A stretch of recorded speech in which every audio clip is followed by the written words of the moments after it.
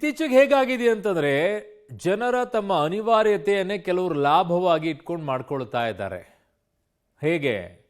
ಮೈಸೂರಿನಲ್ಲಿರುವಂಥದ್ದು ಇದು. ಜನರಿಗೆ ನಿಮ್ಮ ಚಿನ್ನ ನಮ್ಮ ಹತ್ರ ಅಡ ಇಡಿ, ನಾನು ಇಷ್ಟು ಕೊಡ್ತೀನಿ, ನಿಮ್ಗೆ ಹೊರಗಡೆಗೆ ಅಷ್ಟು ಸಿಗ್ತಾ ಇದೆ, ನಾನು ಸ್ವಲ್ಪ ಜಾಸ್ತಿ ಕೊಡ್ತೀನಿ ಅಂತ ಹೇಳ್ಬಿಟ್ಟು ಚಿನ್ನ ಇರಿಸ್ಕೊಳ್ಳೋದು. ಆಮೇಲೆ ಅದನ್ನು ಇಲ್ಲ ನೀವು ಕೊಟ್ಟಿದ್ದೆ ನಕಲಿ ಅಂತ ಹೇಳ್ಬಿಟ್ಟು ಇಡೋದು. 10 ಗ್ರಾಮ್ ಕೊಟ್ಟಿದ್ರೆ ಅದರಲ್ಲಿ 5 ಗ್ರಾಮ್ ನಕಲಿ, 5 ಗ್ರಾಮ್ ನೀವು ಕೊಟ್ಟಿರೋದು ಅಂತ ಹೇಳ್ಬಿಟ್ಟು ಹೇಳೋದು. ಆಮೇಲೆ ಹೆಚ್ಚು ಕಡಿಮೆ ಮಾತಾಡಿದರೆ ಬಾಡಿ ಬಿಲ್ಡರ್ಸ್ಗಳೆಲ್ಲ ಕರ್ಕೊಂಡು ಬರೋದಂತೆ. ಆಮೇಲೆ ಪೊಲೀಸರು ಬಂದ್ಬಿಟ್ಟು ಇಲ್ಲ ರೀ ನೀವೇ ನಕಲಿ ಕೊಟ್ಟಿದ್ದಿರಲ್ಲ ಅಂತ ಅನ್ನೋದಂತೆ. ಅಂದರೆ ವ್ಯವಸ್ಥಿತವಾಗಿ ಒಂದು ಜಾಲವನ್ನು ಕ್ರಿಯೇಟ್ ಮಾಡ್ಕೊಂಡಿರೋದು. ಇದರಲ್ಲಿ ಎಲ್ಲರೂ ಆಲ್ಮೋಸ್ಟ್ ಅಲ್ಲಿ ಶಾಮೀಲಾಗಿಯೇ ಜನರಿಗೆ ಮೋಸ ಮಾಡ್ದಂಗೆ ಕಾಣಿಸ್ತಾ ಇದೆ. ಇದರ ತನಿಖೆ ಪೂರ್ಣ ಪ್ರಮಾಣದಲ್ಲಿ ನಡೀಬೇಕಾಗಿದೆ. ಡೀಟೇಲ್ ರಿಪೋರ್ಟ್ ಇಲ್ಲಿದೆ ನೋಡಿ. ಮೈಸೂರು ಚಿನ್ನತಂಬಿ ವಂಚನೆ ಪ್ರಕರಣ. 100 ಕೆಜಿಗೂ ಹೆಚ್ಚು ಚಿನ್ನ ವಂಚನೆ ಸಾಧ್ಯತೆ. ಸದ್ಯ 256 ಕೇಸ್, 500 ಕೇಸ್ ನಿರೀಕ್ಷೆ. ಮೈಸೂರಿನ ಎಸ್ಟಿಜೆ ಗೋಲ್ಡ್ ಕಂಪನಿಯ ಮಾಲೀಕ ಚಿನ್ನತಂಬಿ ವಂಚನೆ ಪ್ರಕರಣ ಬಗೆದಷ್ಟು ಬಯಲಾಗ್ತಿದೆ. ವಂಚಕ ಚಿನ್ನತಂಬಿ ವಿರುದ್ಧ ಈಗ ಸಾಲು ಸಾಲು ದೂರು ಬರ್ತಿವೆ. ಚಿನ್ನ ವಂಚನೆ ಪ್ರಕರಣದಲ್ಲಿ ಸಿಸಿಬಿ ಪೊಲೀಸರು ವಂಚನೆಗೆ ಒಳಗಾದವರು ದೂರು ಕೊಡುವಂತೆ ಮಾಡಿದ ಮನವಿ ಹಿನ್ನೆಲೆಯಲ್ಲಿ ಕೇವಲ 3 ದಿನದಲ್ಲಿ ಚಿನ್ನತಂಬಿ ವಿರುದ್ಧ ಸಿಸಿಬಿಯಲ್ಲಿ 256 ದೂರು ದಾಖಲಾಗಿದೆ. ಸಿಸಿಬಿಯಲ್ಲಿ ದಾಖಲಾಗಿರುವ ಕೇಸ್ಗಳ ಲೆಕ್ಕದಲ್ಲಿ ಅಂದಾಜಿಸಿದ್ರೆ ಚಿನ್ನತಂಬಿ ಚಿನ್ನ ವಂಚನೆ ಮಾಡಿದ ಪ್ರಮಾಣ 20 ಕೆಜಿಗೂ ಅಧಿಕವಾಗಿದೆ. ಅಂದ್ರೆ ಇವತ್ತಿನ ಮಾರುಕಟ್ಟೆ ಲೆಕ್ಕದಲ್ಲಿ 35 ಕೋಟಿ ರೂಪಾಯಿ ಮೌಲ್ಯದ ಚಿನ್ನ ವಂಚಿಸಿರೋದು ಬಯಲಾಗಿದೆ.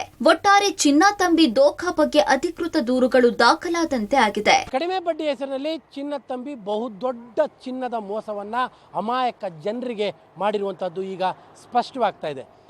ಸಿಸಿಬಿಗೆ ಇದುವರೆಗೂ ಕೂಡ ಚಿನ್ನತಂಬಿಯ ವಿರುದ್ಧ 256 ಕೇಸ್ಗಳು ದಾಖಲಾಗಿದೆ. ಈ ಕೇಸ್ಗಳ ಸಂಖ್ಯೆ 500 ಮುಟ್ಟುವಂತಹ ಸಾಧ್ಯತೆಗಳು ನಿಚ್ಚಳವಾಗಿದೆ. ಅಲ್ಲಿಗೆ ಈ ಹಗರಣ ಏನಿದೆ ಇದು ಕೇವಲ 5-6 ಕೆಜಿಯ ಚಿನ್ನದ ಲೆಕ್ಕದಲ್ಲಿಲ್ಲ.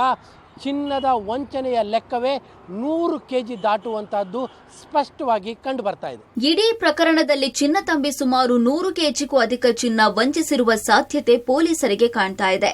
ಆರೋಪಿ ಚಿನ್ನತಂಬಿ ವಿರುದ್ಧ 500ಕ್ಕೂ ಹೆಚ್ಚು ಕೇಸ್ ದಾಖಲಾಗುವ ಸಾಧ್ಯತೆ ಕೂಡ ಇದೆ. ಪೊಲೀಸರು ಪತ್ರಿಕಾ ಪ್ರಕಟಣೆ ಕೊಟ್ಟ 3 ದಿನದಲ್ಲಿ 256 ಕೇಸ್ ದಾಖಲಾಗಿದ್ದು, ಮುಂದಿನ ದಿನಗಳಲ್ಲಿ ಚಿನ್ನತಂಬಿ ವಿರುದ್ಧ 500ಕ್ಕೂ ಅಧಿಕ ಪ್ರಕರಣ ದಾಖಲಾಗುವುದು ನಿಶ್ಚಿತವಾಗಿದೆ.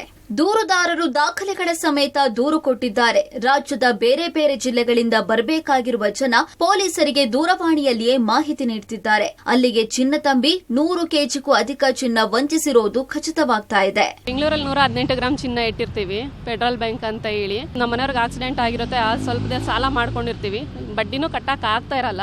ಆ ಟೈಮಲ್ಲಿ ಹುಡುಗಿ ಕಾಲ್ ಮಾಡಿದಾಗ ಈ ತರ 69 ಪೈಸಾ ಇದೆ ಮೇಡಮ್, ನಮ್ ಮೈಸೂರಲ್ಲಿ ಬ್ರಾಂಚ್ ಇದೆ, ಬಸವೇಶ್ವರ ನಗರದಲ್ಲಿ ಇವಾಗ ಒಂದು ಬ್ರಾಂಚ್ ಓಪನ್ ಇದೆ, ನೋಡಿ ಬೇಕಂದ್ರೆ ಕಡಿಮೆ ಇಂಟ್ರೆಸ್ಟ್ ಇದೆ, ಬಂದು ಗೋಲ್ಡ್ ನ ಇಡೋಂಗಿದ್ರೆ ಇಡಿ ಅಂತ ಹೇಳ್ತಾರೆ. ಸರಿ ಅಂದ್ಬಿಟ್ಟು ನಾವು ಒಂದು 3 ಡೇಸ್ ವೆಯ್ಟ್ ಮಾಡ್ತೀವಿ. ಸರಿ ಅಂದ್ಬಿಟ್ಟು ನಾವೇ ಫೋನ್ ಮಾಡ್ತೀವಿ ಅವರಿಗೆ. ಫೋನ್ ಮಾಡಾದ್ಮೇಲೆ ಅವ್ರು ಮ್ಯಾಮ್ ನಾವು ಬೆಂಗಳೂರಿಗೆ ಕಳಿಸ್ತೀವಿ ಇಬ್ರುನ, ಅವ್ರ ಜೊತೆ ನೀವು ಕಾರಲ್ಲೇ ಬನ್ನಿ ಅಂತ ಹೇಳ್ತಾರೆ. ನಾವು ಡೈರೆಕ್ಟ್ ನಮ್ದು ಜೀವನ್ ಬ್ಯಾಂಕ್ ಇದೆ, ಅಲ್ಲಿ ಹೋಗಿ ನಾವು RTGS ಮಾಡಿಸ್ತೀವಿ. 7,53,000 ರೂಪಾಯಿ RTGS ಮಾಡಿಸ್ತೀವಿ. ಫೆಡರಲ್ ಬ್ಯಾಂಕಿಗೆ ಹೋಗ್ತೀವಿ, ಅಲ್ಲಿ ಅವ್ರ ಜೊತೆ ಒಡವೆ ಬಿಡಿಸ್ಕೊಂಡು ಬರ್ತೀವಿ. ನಮ್ಮ ಕೈಲಿ ಒಡವೆನೂ ಕೊಡಲ್ಲ ಅವ್ರು ನೋಡೋದಕ್ಕೆ. ಅವ್ರ ಒಡವೆನ ಅವರೇ ಇಟ್ಕೊಂತಾರೆ. ಮೈಸೂರಿಗೆ ಕರ್ಕೊಂಡು ಹೋಗ್ತಾರೆ, ಅಲ್ಲಿ ಮೇಲ್ಗಡೆ ಕರ್ಕೊಂಡು ಹೋಗ್ತಾನೆ. ಅವ್ನು ಯಾರೋ ಒಬ್ಬ ಕೂತಿರ್ತಾನೆ, ಈ ಸ್ಲಿಪ್ಪಿಗೆ ಹಿಂಗ್ ಸೈನ್ ಹಾಕಿ ನೀವು ಒಡವೆ ಇಡ್ಸ್ಕೊಂತ ಇದೀವಿ ಅಂತ ಹಿಂಗ್ ಟೆಸ್ಟ್ ಮಾಡಬೇಕು ಅಂತ ಹೇಳ್ತಾನೆ.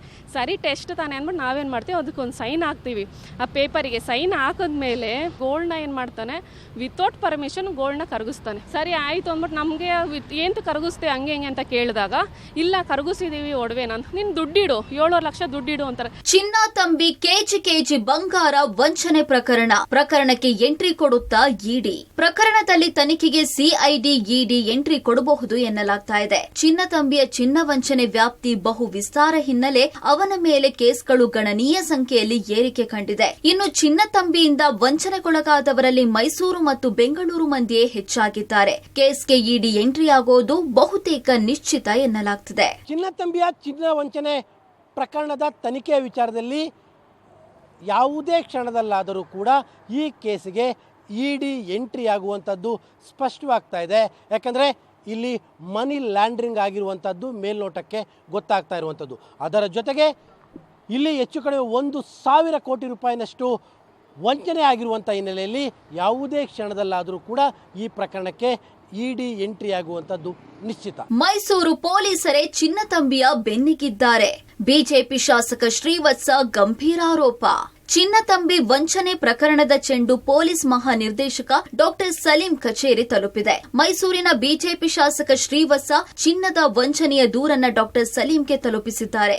ಇಡೀ ಪ್ರಕರಣದಲ್ಲಿ ಮೈಸೂರು ಪೊಲೀಸರ ಪಾತ್ರವಿದೆ. ಸ್ಥಳೀಯ ಪೊಲೀಸರು ಚಿನ್ನತಂಬಿಯ ಬೆನ್ನಿಗೆ ನಿಂತಿದ್ದಾರೆ ಅಂತ ಡಾಕ್ಟರ್ ಸಲೀಂಗೆ ದೂರು ನೀಡಿದ್ದಾರೆ. ಚಿನ್ನತಂಬಿ ವಂಚನೆ ಮಾಡಿರುವ ಚಿನ್ನದ ಪ್ರಮಾಣ 600 ಕೆಜಿ ಆಗಿದೆ. ಇದು 1,000 ಕೋಟಿ ರೂಪಾಯಿ ವಂಚನೆ ಪ್ರಕರಣವಾದಂತಾಗಿದೆ ಅಂತ ದೂರಿನಲ್ಲಿ ಉಲ್ಲೇಖಿಸಿದ್ದಾರೆ. ಒಬ್ಬನೇ ಇರಲ್ಲ, ಇದರಿಂದ ದೊಡ್ಡ ಜಾಲ ಇದೆ. ಇವ್ರ ಹತ್ರ ಚಿನ್ನ ತಗೊಳ್ಬೇಕಾದವ್ರು ಯಾರು? ಇವರೇನೋ ಕರಗಿಸ್ತಾರಪ್ಪ. ಆದರೆ ಕರಗಿಸಿದ್ಮೇಲೆ ಚಿನ್ನ ಎಲ್ಲಿಗೆ ಹೋಗ್ತಾ ಇದೆ? ಇದ್ರ ಹಿಂದೆ ದೊಡ್ಡ ಜಾಲವೇ ಇದೆ. GST ಇಲ್ಲ, KST ಯಾವುದೂ ಇಲ್ಲ. ಅದಾದ ಮೇಲೆ ಇನ್ಕಮ್ ಟ್ಯಾಕ್ಸಿಗೆ ರಿಪೋರ್ಟ್ ಮಾಡಿಲ್ಲ. ಇವರ ಇನ್ವಾಯ್ಸ್ ಬಿಲ್ಲಲ್ಲಿ ಯಾವುದು ರಿಜಿಸ್ಟ್ರೇಷನ್ ನಂಬರ್ ಇಲ್ಲ.